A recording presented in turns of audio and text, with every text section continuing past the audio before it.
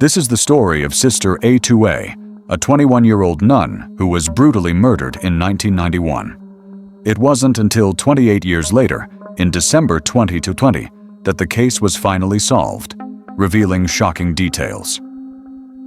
The story begins in a peaceful town in the Indian state of Kerala in 1992. Like many Christian areas, Kottayam was calm, filled with churches and convents scattered throughout. These religious places were an essential part of daily life for the local people. One of the well-known convents in the area was the St. Pius Convent.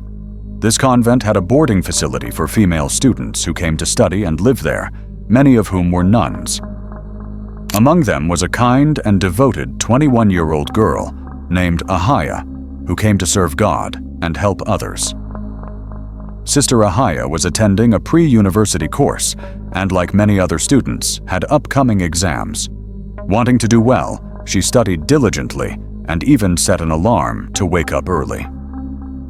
That night, she set her alarm for 4 a.m. to review her lessons. After saying goodnight to her friends, she returned to her room to study. While reviewing, she decided to take a short break and went to the kitchen, perhaps to get a drink of water or splash her face.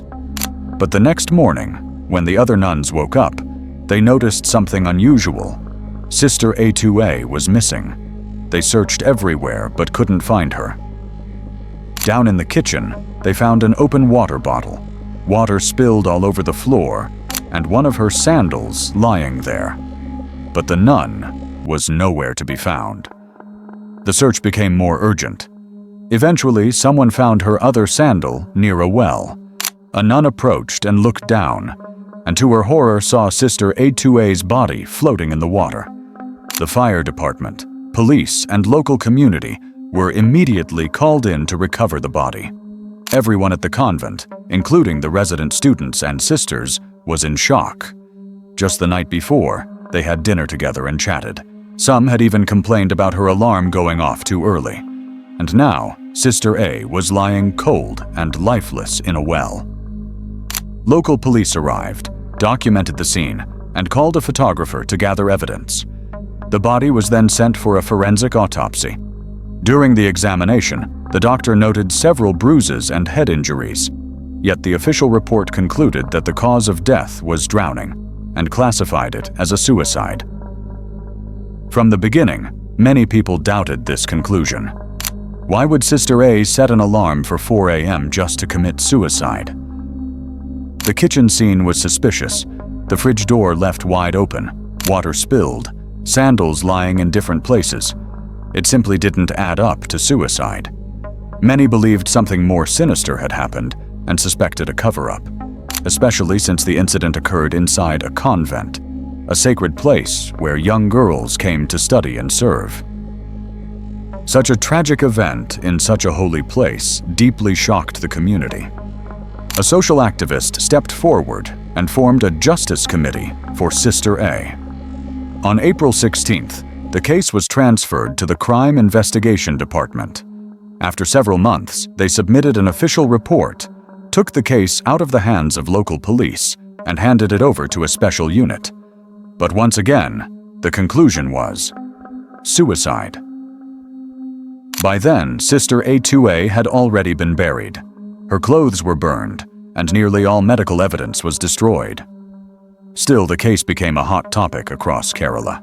News outlets covered it heavily, and the public buzzed with speculation. The nuns at the convent were dissatisfied. Under pressure from the media, activists, and public, the case was handed over to the Central Bureau of Investigation, CBI. The CBI began a fresh investigation, re-interviewing old witnesses and looking for new leads. Things seemed to be progressing until a bombshell dropped in 1994. Thomas, a CBI officer, held a press conference revealing that he had been forced to rule the case a suicide. Racked with guilt, he chose to retire 9 years early. His confession sent shockwaves through the country. Who pressured him?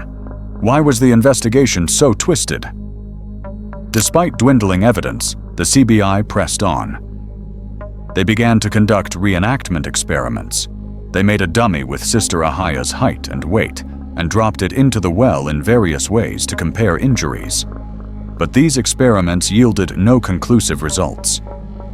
In 1996, 3 years after the crime, a report was submitted to the court stating, "We believe this is a murder," but no suspect was named.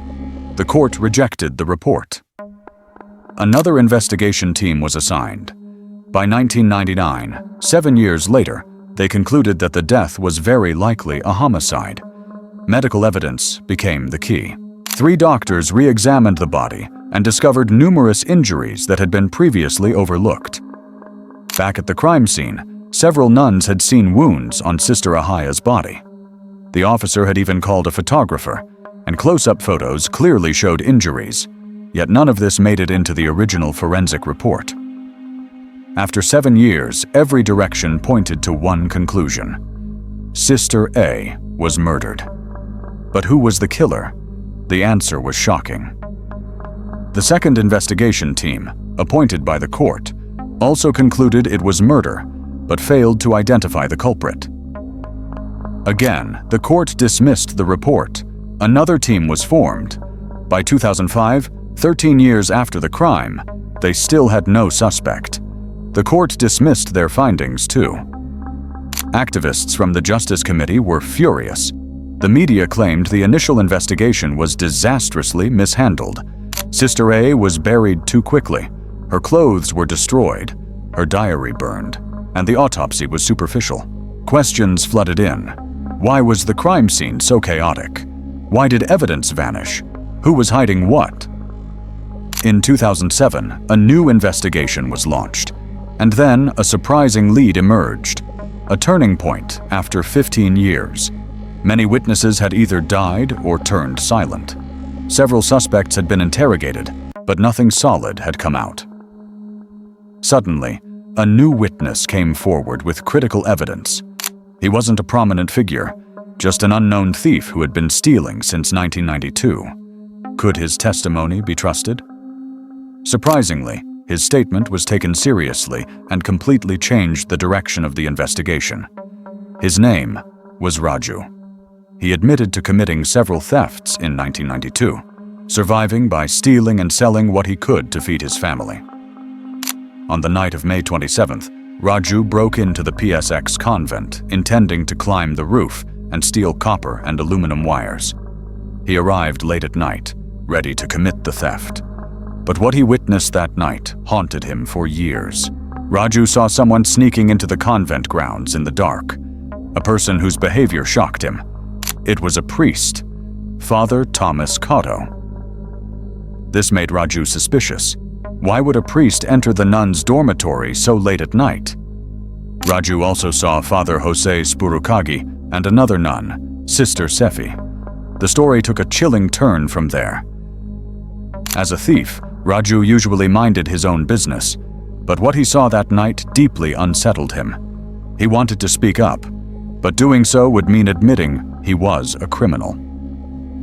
The very next day, when he saw news reports about Sister A's death and the police's explanation, he knew something was wrong. Shockingly, Raju stepped forward and reported everything he had witnessed. But can you guess what happened next? Instead of being protected, he was arrested. Police accused Raju of murdering Sister A2A. They claimed he was caught stealing, so he killed her and dumped her in the well. Raju was detained for 58 days. During that time, he claimed he was physically and mentally tortured and pressured to confess. Police even offered him money, a job, school fees for his children, and a house if he admitted guilt. Even a man named Shami, who used to buy scrap metal from Raju, was arrested, tortured, and forced to confess. But neither of them gave in, and Raju, a petty thief, stood firm for the truth. The court later praised his honesty. Thanks to Raju's testimony, police now had 3 main suspects: Father Pius Convent, Father Jose Spurukagi, and Sister Sefi. A neighbor even testified that he saw Father Convent's scooter near the convent that night, but later retracted his statement, claiming he was coerced. So, if Raju was telling the truth, why was Father Convent at the convent so late? Rumors swirled that Father Kato and Sister Sefi were having an illicit affair, whispers that had circulated among the nuns for a long time. In 2008, the CBI officially concluded that all three were responsible for Sister A's murder. Their lawyer tried to discredit Raju, saying he had over 10 prior convictions. But Raju didn't deny his past. He said, "I am a thief, but I am honest." He stood by his story. Thanks to Raju, all three suspects were taken to Kerala for a test called the narco test, a truth serum procedure. These sessions were recorded on 3 CDs and submitted to the Kerala court and the High Court. However, the CBI discovered the CDs had been tampered with. Father Thomas's video, 32 minutes 50 seconds, had been edited over 30 times. Father Jose's, 40 minutes 55 seconds, was altered 19 times. Sister Sefi's, 18 minutes 42 seconds, was edited 23 times. The court demanded the original unedited versions within 10 days. But just days later, a local Kerala news channel aired the full original footage. No one knows how the leak happened. In the videos, a horrifying truth emerged. On the morning of May 27, 1992, Sister A woke up at 4 a.m. to get a drink from the fridge. While drinking, she heard a noise in the kitchen and went to investigate, where she caught Father Kato, Father Joe, and Sister Sefi in a compromising situation. Before she could run, they attacked her. Sister Sefi struck Sister A on the head with an axe from the kitchen, matching the injury detailed in the forensic report. Then they dragged her body to the well and dumped it. After the footage aired, the CBI interrogated all 3 suspects, but in 2009, all were granted bail. Shockingly, Father Joe was even acquitted. People began to understand just how powerful and well-connected he was. For decades, no one dared reach a verdict. Truths were flipped, facts buried. From 2009 onward, numerous court sessions were held. Finally, in 2020, 28 years after the crime, the Kerala High Court sentenced Father Thomas Kato and Sister Sefi to life in prison, based on the narco test results and Raju's testimony. Each was also fined over 500,000 rupees. So, after 28 years, it was the testimony of a thief that finally cracked one of India's most mysterious murder cases. Thank you for watching this video. Please subscribe to the Burr Storytelling channel so you won't miss the next stories. See all.